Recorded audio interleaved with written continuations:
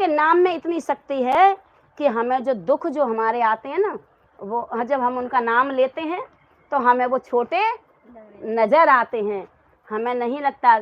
और जब हम इनसे दूर होंगे तो वही दुख हमारे इतना बड़ा कारण बन जाता है कि समझ में नहीं आती कि हम इस संसार में कैसे रहें। इसीलिए जितने भी हमारे YouTube चैनल पर जो भी हमारी वीडियो देख रहे हैं, हम सबसे बस एक ही हमारी गुजारिश है कि जो आपको जीवन मिला है वो अपना भक्ति भाव से अपना काम करते हुए, घर में बीवी बच्चे परिवार को देखते हुए भी भगवान का नाम आपको थोड़ा बहुत लेना चाहिए। जब आप उनको लेते चले जाओगे तो आपका जीवन सरल बनता चला जाएगा। ये ना सोचे अरे हम कैसे करें, हमारे घर में ये है वो, ये परेशानियां हैं जीवन की, यही परेशानियां जीवन की हैं। ये परेशानियां सांस हमारी निकल जाएगी लेकिन ये परेशानियों का अंत कभी नहीं होगा। परेशानियां कुछ ना कुछ, गरीब हो अमीर हो कोई भी हो, तो किसी को शरीर के माध्यम से बनी रहती है, किसी को धन के माध्यम से बनी रहती है, किसी में बच्चों के माध्यम से बनी रहती है। लेकिन ये समस्याएं छोटी छोटी घर में आती रहती हैं। लेकिन हम सबको बस एक ही हमारा उद्देश्य है कि हमें सबको भगवान का नाम लेते रहना चाहिए। बोल बांके बिहारी लाल की जय। अब क्या सुना दे बहन?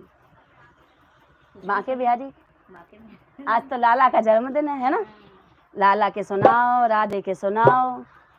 लाला हम तो आज बिना राधा के, ये तो हमारे कान्हा जी हैं, थक गए हैं बैठे बैठे हमारे कान्हा जी है ना ऑडियंस। हमारे मेरे लिए लाइक करना मत करना, लेकिन हमारे कान्हा जी के लिए सब्सक्राइब लाइक जरूर करना।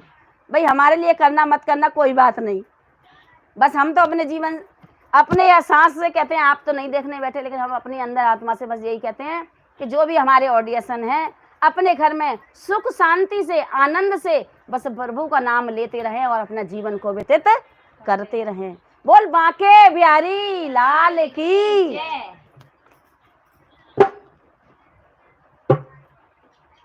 और कान्हा जी हमारे माखन खाते हैं। एक ग्वालिन थी, एक मुझे बात याद आ गई ऑडिशन, मैं सबको बता देती हूँ।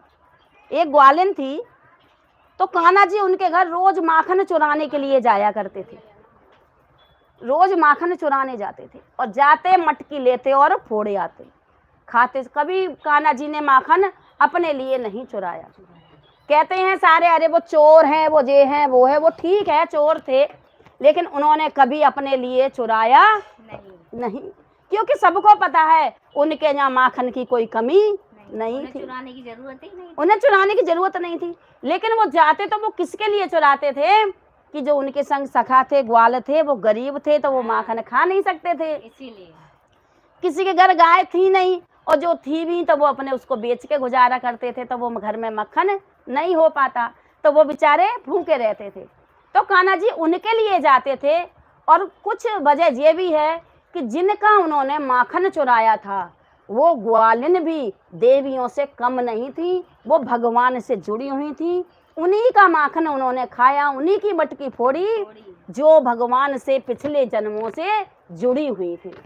हर एक किसी का नहीं माखन खाया, हर एक किसी की मटकी नहीं फोड़ी, हर एक किसी की बैया नहीं पकड़ी, उसी की पकड़ी जो कि उनके पिछले जन्म से जुड़े हुए हैं, जो उनका नाम तपस्याएं की, जो उनका नाम लेते हुए आई हैं। हर एक किसी की नहीं कि हर एक किसी का कान्हा ने ऐसा, हर एक किसी की मटकी भी नहीं फोड़ी, हर एक किसी को सताया भी नहीं उन्होंने। तो उन्होंने माखन खाया, मटकी फोड़ी तो उसी लिए फोड़ी। लेकिन एक ग्वालिन क्या कहने लगी, एक ग्वालिन कहने लगी बहन सुन लो, अरे फोन वाली बहन सुन लो, हम भजन गा रहे हैं अब। तो एक सखी कहने लगी कि ये लाला हमारी रोज मटकी फोड़ करके जाता है, अगर जी एक दिन मेरे पकड़ में आ गया ना तब इसे अच्छी तरह से बताऊंगी। अब वो क्या चुराते और भाग जाते, वो कब पकड़ में आते। लेकिन कान्हा जी ने कहा ये रोज मुझे पकड़ने का प्रयास करती है लेकिन ये मुझे पकड़ नहीं पाती, आज मैं इसके हाथ आ ही जाऊं। इसके भी दिल की पूरी हो जाए। वो सबकी सुनते हैं, सबकी सुनते हैं ना। तो गई कि मैं इसकी भी इच्छा मैं पूरी कर ही दूं, कोई बात नहीं। जब वो